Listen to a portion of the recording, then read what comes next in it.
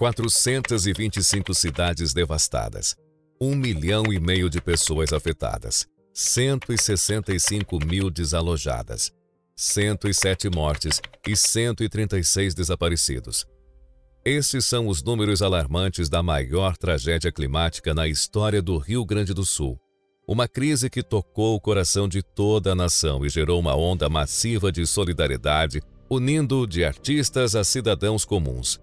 Contudo, este evento também abriu espaço para disputas políticas e embates de egos entre figuras públicas. Mas, afinal, como tudo isso começou? Será que o clima é o único vilão ou existem outras forças em jogo? Neste vídeo vamos traçar a cronologia completa do desastre desde o início até o presente momento e explorar as controvérsias que surgiram em torno das doações e do suporte às vítimas, tanto na mídia quanto nas redes sociais.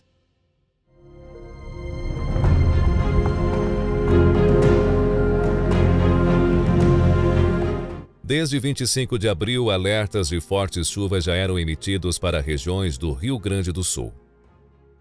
No entanto, as previsões iniciais para os primeiros dias de maio subestimavam significativamente o volume de chuva que acabou caindo. A situação se agravou no dia 27. Neste dia, um temporal severo atingiu diversas cidades do estado, com impactos devastadores, principalmente no Vale do Rio Pardo, a cerca de 150 quilômetros de Porto Alegre. Em Santa Cruz do Sul, por exemplo, a queda de granizo danificou pelo menos 700 casas. Em Porto Alegre, o temporal foi marcado pela queda impressionante de mais de 1.200 raios. No dia seguinte, o Instituto Nacional de Meteorologia, INMET, emitiu um alerta laranja, indicando risco de tempestade severa para toda a metade sul do estado. Em 29 de abril, o cenário piorou drasticamente quando o alerta foi elevado para vermelho, com o INMET prevendo um volume de chuva muito mais alto do que aquele previsto dias antes, que poderia causar alagamentos extensos, afetando metade das cidades do estado. Este dia pode ser considerado como o dia 1 do caos que estamos acompanhando. No dia 30, as primeiras 2 mortes foram confirmadas. 2 homens estavam dentro de um carro que foi arrastado pela correnteza e não conseguiram sair, na cidade de Paverama. A força da água era tanta que arrastou um trecho da BR-290 em Eldorado do Sul. Outras estradas foram bloqueadas em diversas regiões. Em Santa Teresa, um registro incrível da violência da água. Enquanto a prefeita fazia um vídeo alertando sua população sobre o temporal, a ponte atrás dela foi levada pela correnteza. Na cidade de Santa Maria, outra ponte também foi destruída pela enchente. Neste dia, 77 municípios já haviam sido impactados e o número de mortes chegou a 8. A crise já alarmava o estado. No dia 1º de maio, a situação no Rio Grande do Sul se agravou consideravelmente. O número de municípios afetados saltou para 114 e mais de 19 mil pessoas sentiram o impacto direto das chuvas. Em Rio Pardo, a fúria das águas arrastou mais uma ponte, marcando um aumento alarmante no número de mortes, que chegou a 11. Imagens dramáticas circularam nas redes sociais, incluindo um vídeo angustiante de uma mulher sendo arrastada pela correnteza em Candelária. Por um milagre, ela sobreviveu. Nesse mesmo dia, o governador Eduardo Leite reconheceu publicamente as enormes dificuldades enfrentadas nas operações de resgate. A situação se intensificou ainda mais no dia seguinte. Os rios, engordados pela chuva incessante, que foi 3 vezes acima da média para a época do ano, atingiram níveis históricos. O estado se viu forçado a declarar calamidade pública, enquanto mais de 4.500 pessoas buscavam refúgio em abrigos. O rio Taquari ultrapassou os 30 metros, um recorde histórico. A barragem 14 de julho, entre Cotiporã e Bento Gonçalves, sofreu um rompimento parcial, agravando já a crítica situação. No mesmo período, o rio Guaíba, em Porto Alegre, alcançou 3,63 metros, superando a marca de inundação. Em Feliz, outra ponte sobre o rio Caí foi vítima da força das águas. O dia terminou com uma contagem devastadora, 32 vidas perdidas, conforme reportado pela Defesa Civil e outras autoridades locais. Na sexta-feira, 3 de maio, o caos se alastrou pelo Rio Grande do Sul, com 265 municípios já afetados pela catástrofe. Em Porto Alegre, a capital do estado, os efeitos do temporal foram devastadores. As águas do rio Guaíba subiram a níveis alarmantes, ultrapassando 4,6 metros, inundando várias ruas do centro histórico, a rodoviária e os centros de treinamento dos times de futebol Internacional e Grêmio. O Aeroporto Internacional Salgado Filho teve que fechar suas portas, com voos sendo cancelados um após o outro. Conforme a noite caía, o nível do Guaíba atingiu um pico histórico de 4,77 metros, superando o recorde anterior de 1941. Com isso, o número de vítimas fatais subiu para 39 em todo o estado. O desastre continuou a escalar no sábado, 4 de maio, quando o número de mortes confirmados chegou a 55, e mais 7 estavam sob investigação, ultrapassando o trágico evento do Vale do Taquari em 2023, e registrou 54 vítimas.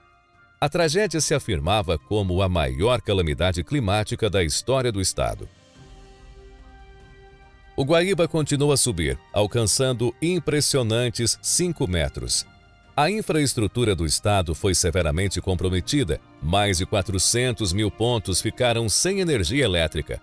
Mais de 1 milhão de residências estavam sem abastecimento de água potável e ao menos 168 municípios enfrentavam cortes de sinal de telefone e internet.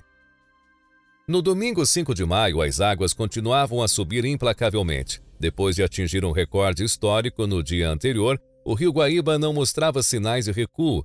Ao amanhecer, os registros da Prefeitura de Porto Alegre indicavam que o rio havia alcançado a marca impressionante de 5 metros e 30 centímetros. Às 9 horas, a Defesa Civil do Rio Grande do Sul atualizou o balanço de tragédia. 66 vidas já haviam sido perdidas devido aos temporais implacáveis.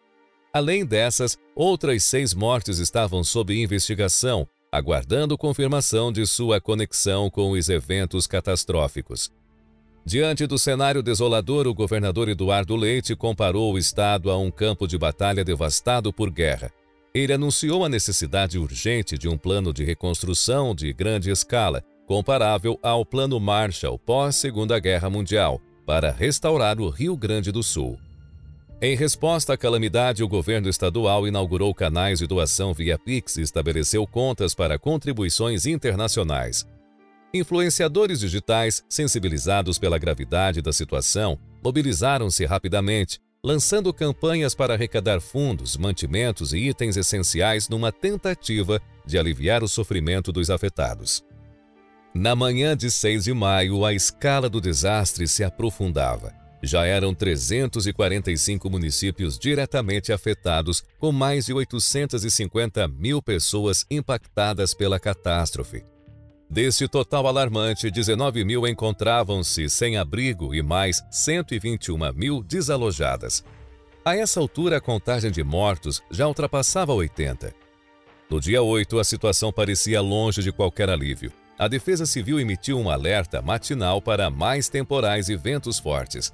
À tarde, as condições climáticas intensas em Porto Alegre levaram a prefeitura a suspender o trânsito de barcos utilizados nos resgates de moradores das áreas inundadas pelo Guaíba. Um boletim no fim do dia confirmava a sombria marca de 100 mortes devido aos temporais, com 128 pessoas desaparecidas e 372 feridas.